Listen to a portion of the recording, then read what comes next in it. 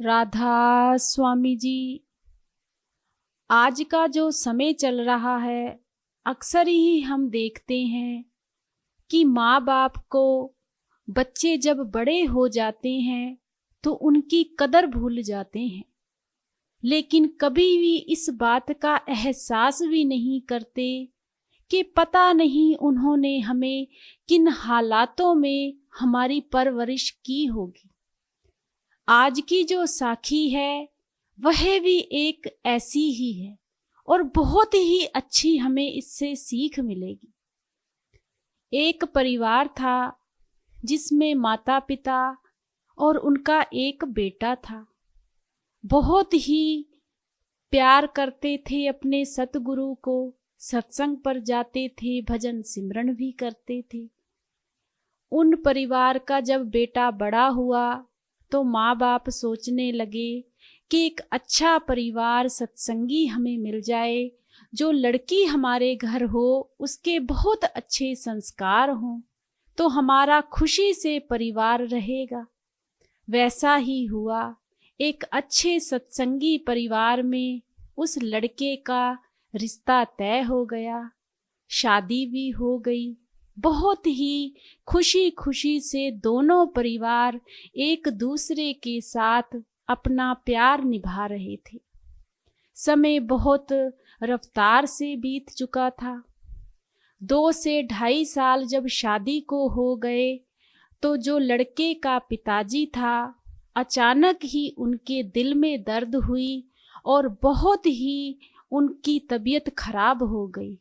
जब डॉक्टरों के पास लेकर गए तो डॉक्टरों ने कहा कि हालत बहुत ज़्यादा गंभीर है, बहुत ही ज़्यादा इन्हें हार्ट का अटैक आया है, इनका ऑपरेशन ही होगा।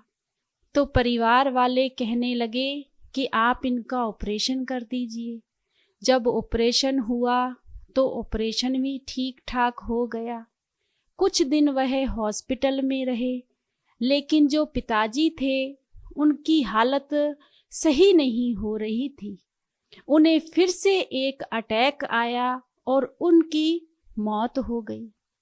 जब मौत हो गई तो इस चीज से परिवार बहुत ज़्यादा दुखी हुआ कि हमने तो सारा कुछ किया था, ऑपरेशन भी हो गया था, पता नहीं क्या हुआ कि हमारे पिताजी ही इस दुनिया से चले गए।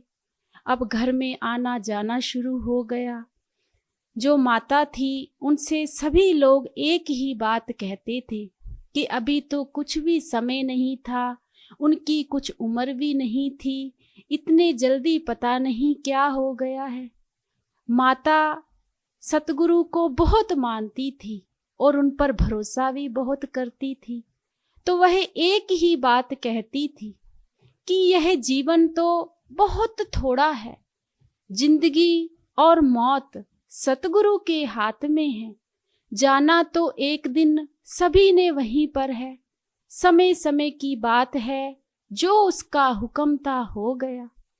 इस चीज को, इस बात को सुनकर लोगों पर बहुत अच्छा प्रभाव पड़ता था कि देखो सतगुरु की इन पर कितनी दया मेहर है और इनका कितना भरोसा गहरा है। समय ऐसे ही बीतता गया। जो सारा काम काज था वह लड़के पर आ गया। लड़के ने बहुत अच्छी पढ़ाई की हुई थी, बहुत अच्छी पोस्ट पर था, तो लड़का अपना कामकाज करता था। एक दिन लड़के की जो वाइफ थी वह भी अपने हस्बैंड से कहने लगी कि मैं सारा दिन घर का काम ही करती रहती हूँ, खाना ही बनाती रहती हूँ। मैंने भी आपको पता है कि अच्छी पढ़ाई की है, तो मैं तो जॉब करना चाहती थी, लेकिन आप मुझे जॉब ही नहीं करने देते। मैं भी जॉब करना चाहती हूँ। तो लड़के ने कहा कि कोई बात नहीं, अगर तुम जॉब करना चाहती हो तो अप्लाई कर दो, जहाँ पर मैं काम करता हूँ वहाँ पर हम दोनों लोग चले जाया करेंगे। अब वैसे ही हुआ, लेकिन माता को उन्होंने बताना बिल्कुल भी सही नहीं समझा। अब दोनों लोग चले गए, इंटरव्यू भी हो गया और वह लड़के की जो वाइफ थी वह इंटरव्यू में पास हो गई।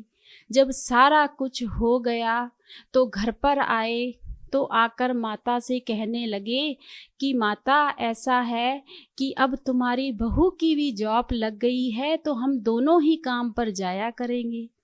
तो माता कहने लगी, बेटा क्या तुमने मुझे बताना भी सही नहीं समझा? हमारे पास किसी चीज की कमी नहीं है, सतगुरु ने हमें सारा कुछ दिया हुआ है। तुम्हें तो पता ही है कि मैं घर में अकेली रहती हूँ। जब दोनों लोग तुम काम पर जाओगे तो मेरा ख्याल कौन रखेगा?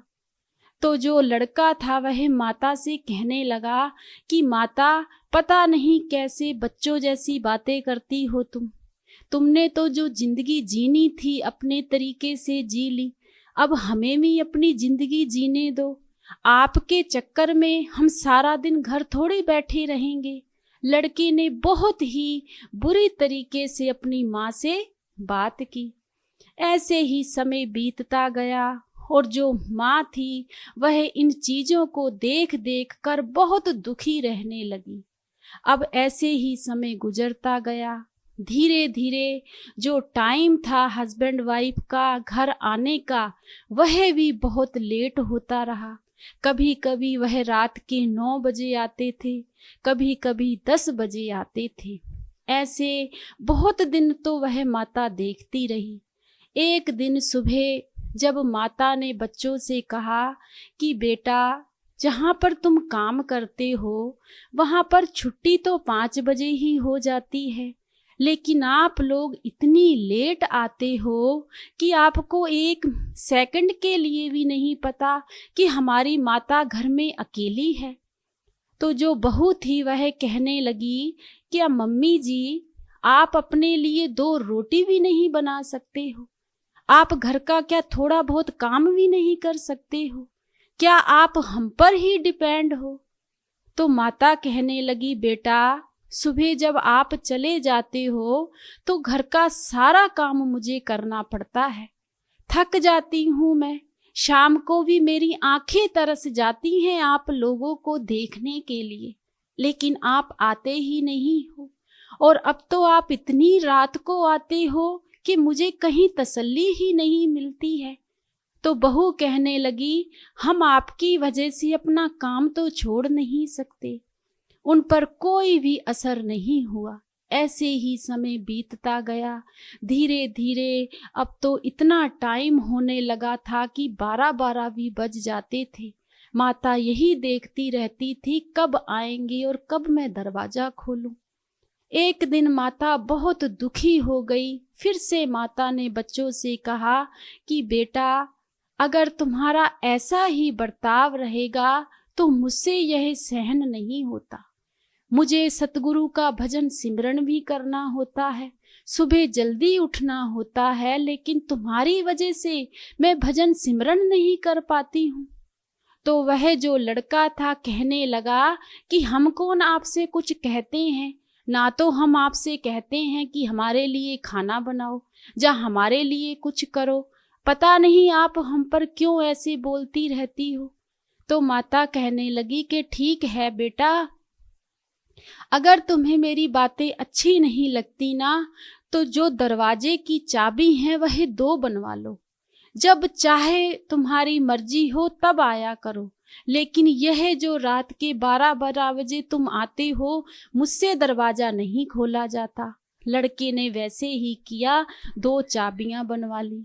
अब तो उनको छूट मिल गई कि चलो अब तो छुटकारा ही हो गया है, अब तो माँ की कोई चिंता ही नहीं रही। अब तो रात रात वह पार्टियां करते रहते थे और पता नहीं 2-2 बजे तक आते ही नहीं थे।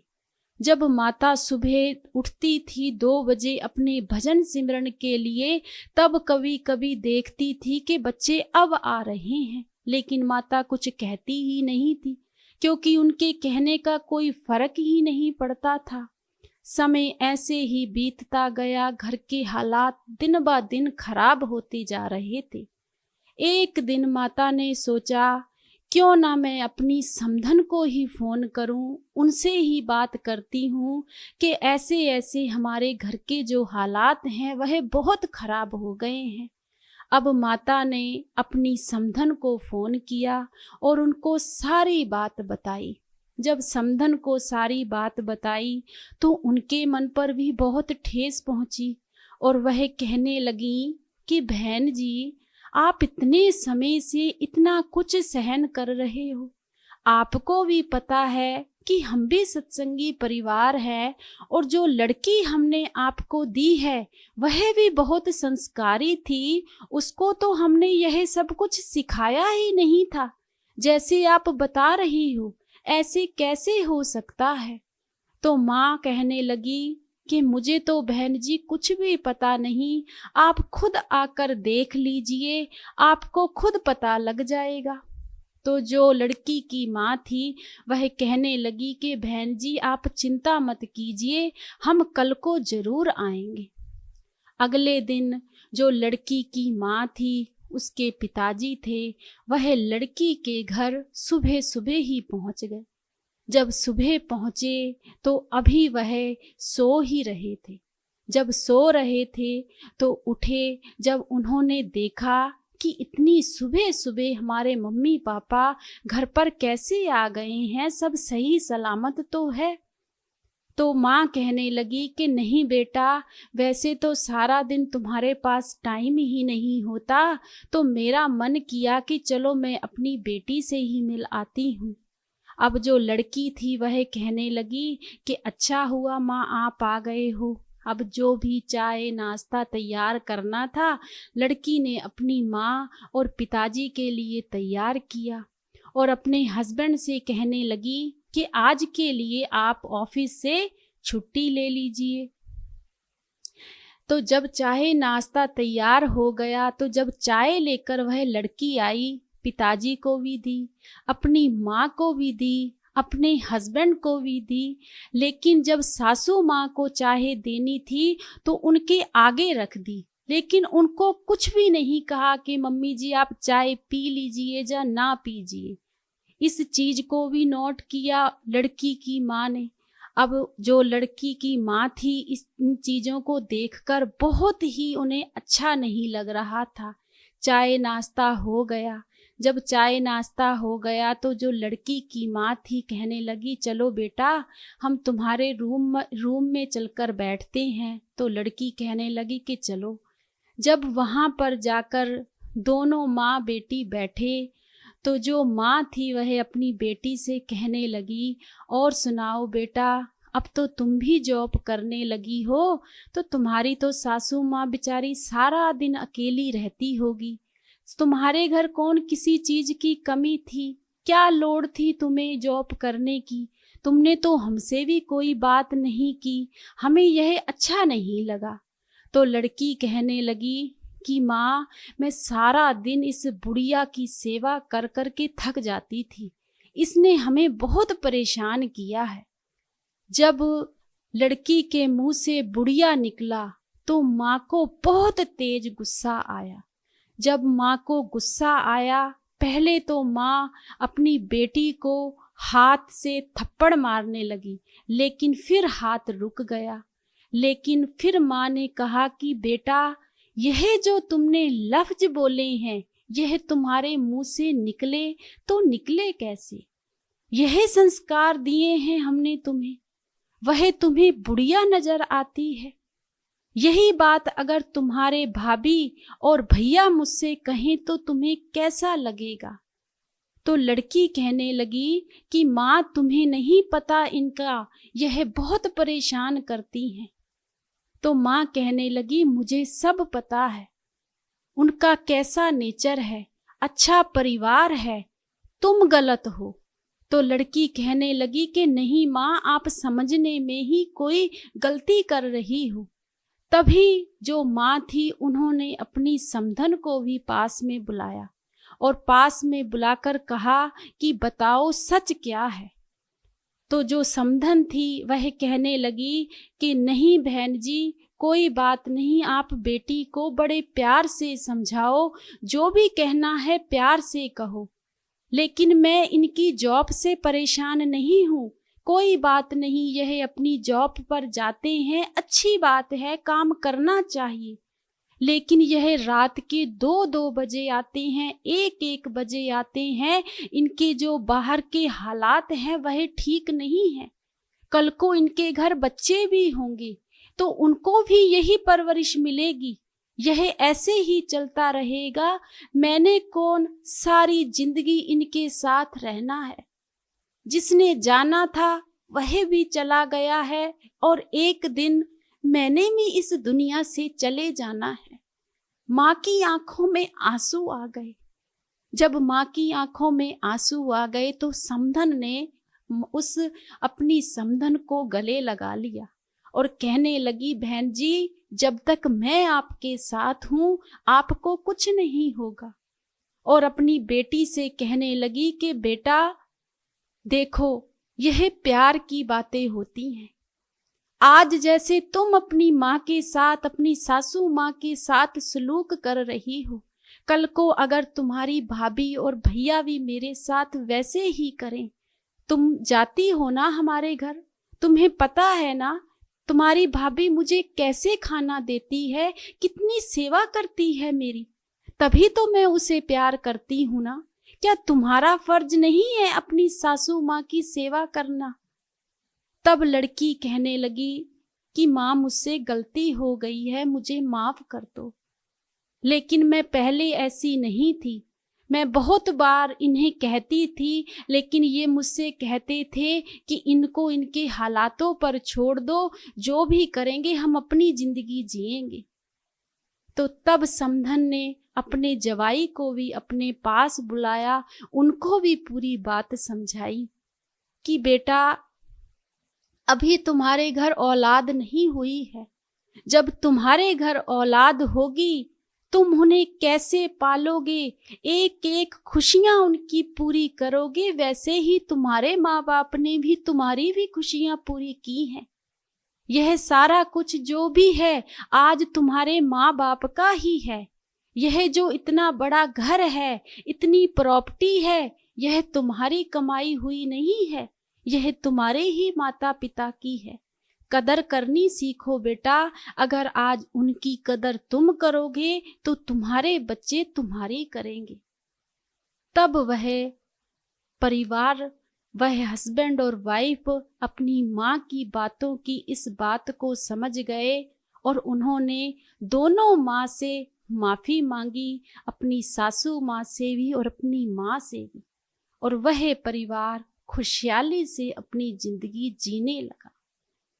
तो कहने का मतलब सिर्फ इतना है, समझाना और अच्छी परवरिश बहुत ही जिंदगी में इस चीज के लिए हमारे बहुत जरूरी है। अगर हमारी माँ अगर हमें गलत रास्ता दिखाएगी तो हम गलत रास्ते पर जाएंगे। अगर वह माँ ही हमें अपनी जिंदगी का सबक सिखा देगी तो हम वह गलती कभी जिंदगी में भी नहीं कर सकते। अगर ऐसे ही हालात हर घर के होने लगे, हर परिवार के होने लगे, तो सारे परिवार ही एक दिन अपनी खुशहाली की जिंदगी जिएंगे। और होना भी ऐसे ही चाहिए, क्योंकि हमारा जो सतगुरु है वह हमें प्रेम करना सिखाता है, आपस में मिलना सिखाता है। लेकिन हम बच्चे जब बड़े हो जाते हैं तो अपने माँ बाप की कदर को ही भूल जाते हैं। पर जिन लोगों ने माँ बाप की कदर नहीं की, उनका भजन सिमरन करने का भी कोई फायदा नहीं है। राधा स्वामी।